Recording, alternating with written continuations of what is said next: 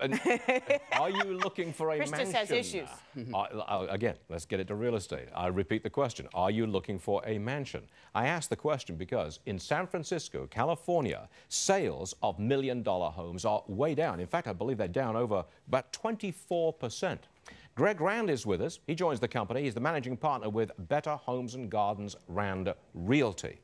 Let's talk top end of the market. Okay. They're not selling, are they? Well, first of all, have you seen a $1 million house in San Francisco? It's not a mansion, all right? That's just barely over the median. You're right. But there's two things in play here. One is that we're definitely heading into or we've been in a place where frugality is in, all right? So people are not spending the money they used to spend. They're holding back. But also, there were a lot of houses in San Francisco that were priced and valued just over $1 million that are now valued just under $1 million. Okay. The high end of the market all over the country has frozen up. It's dead all over the country. All over the country, yeah. I maintain that it's the best available investment if you can look to the long term, 3 to 5 years, the best, this is my opinion, team.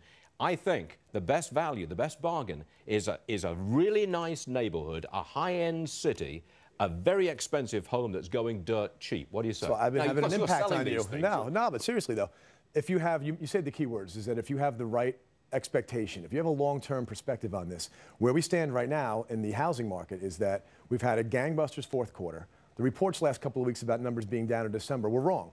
All right, numbers were up in December because Apples and Apples was comparing December to last December. We don't do this month-to-month thing in the housing market. No. Apples and Apples to the last year. Fourth quarter was strong, first quarter strong.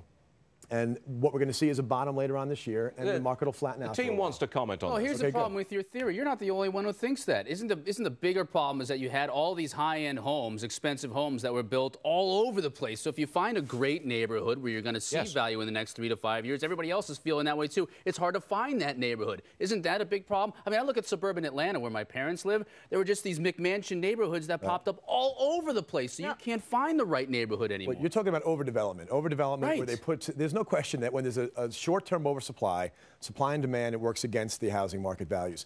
But Stuart's point of picking based on fundamentals, all right, if you're outside a major metro where jobs are diverse, okay, Big Apple, any major top 10 metro, the suburbs are diverse in terms of the ability to keep jobs going long-term. And the value of those properties, if you're willing to hold on to them for more than a decade. But have those values been depressed? That's my question. Have those values been depressed? Yes. Like the across other the board, the values But that's not the problem. The problem is the mortgage market. You can have wistful thoughts of buying a fabulous place in Naples, Florida, but if you can't get a loan, and I've been through the process, I started with 3 kids, I'm down to 2 because I had to give one up in order to get the mortgage. Well, fine. For the rest of us that have to go through the mortgage market, the thought is a great one, but the process is a killer. Here's my premise, and I'm going to repeat the premise. The best bargain as an investment today in America is a high-end, high-quality, single-family home in a very rich neighborhood because you can get it at a bargain. Well, here's the thing. You just said a rich neighborhood. We're talking about the average person out there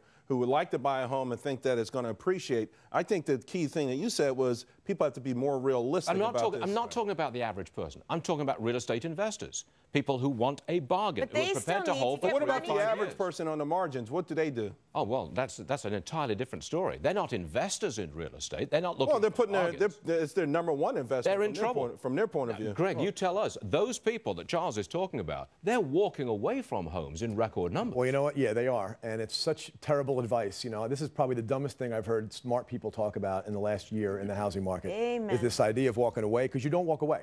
All right, there's something in 99% of home mortgages called a deficiency clause, which means if you walk and your bank forecloses and sells it, you're underwater by 100 grand, they can convert that into a personal note and they can chase you for 21 years.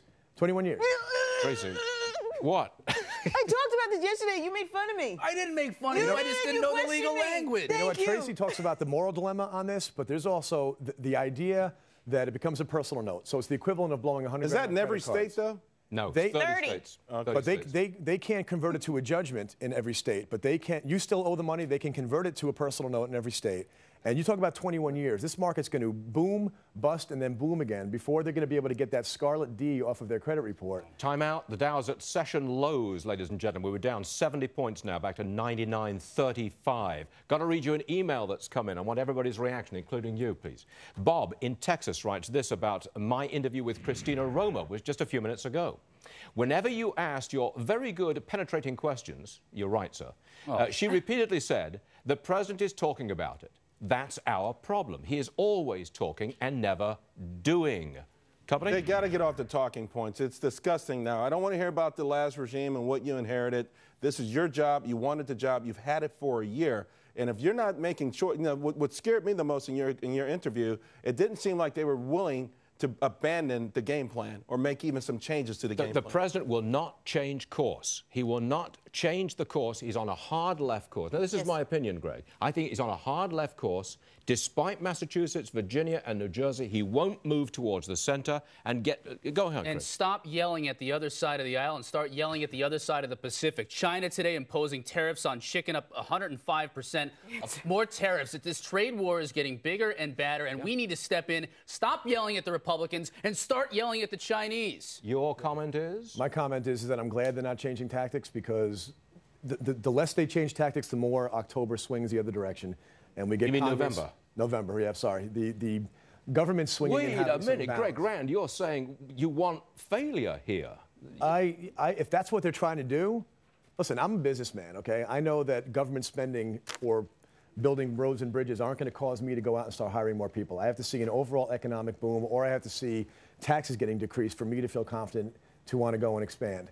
So I'm happy to see them not changing tactics, because I just assume they stay who they are, so we can get balance in Washington, and then they can fight it out in the Congress. Greg Rand, we appreciate you being with us today. Good stuff indeed. Thanks, everybody. We're heading the wrong way on gas prices. The national average for a gallon of regular, $2.66. That is